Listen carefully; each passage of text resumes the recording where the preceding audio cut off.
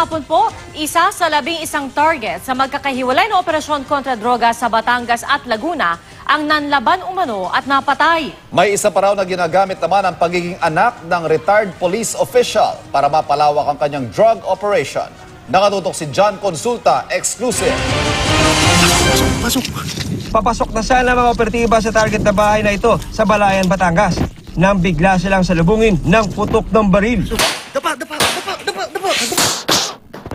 Nang humupa ang putukan, tumambad ang katawan ng umano'y notorious pusher na si Lorenzo Visconde. Ayon sa Batangas Police, miyembro ang target ng Mamayog Drug Group na nag-ooperate sa iba't ibang bayan sa Batangas. Arestado naman ang kanyang live-in partner na nag-abot ng shabu sa undercover na police. Ini-expect natin na ang supply ng shabu dito sa Balayan at nearby municipalities ay bababa sa pagkaka-neutralize nitong miyembro ng Mamayog Drug Group.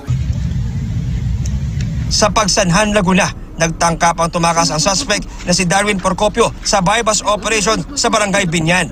Pero inabutan at nahuli rin ng pulisya na may bitbit na ilang sachet ng shabu.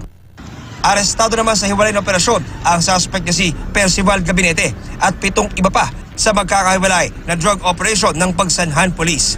Ginagamit daw ni Gabinete ang kanyang pagiging anak ng isang retired police official para mapalawak ang kanyang drug operation sa Pila, Pagsanhan at Santa Cruz, Laguna. Tumanggi magbigay ng pahayag ang mga suspect. Wala silang pinipili na oras sa pagdi-deliver o pagpapatak sa kanilang mga karapero. Kakasuhan ng reklamong paglabag sa Comprehensive Dangerous Drugs Act ang mga naarestong suspect.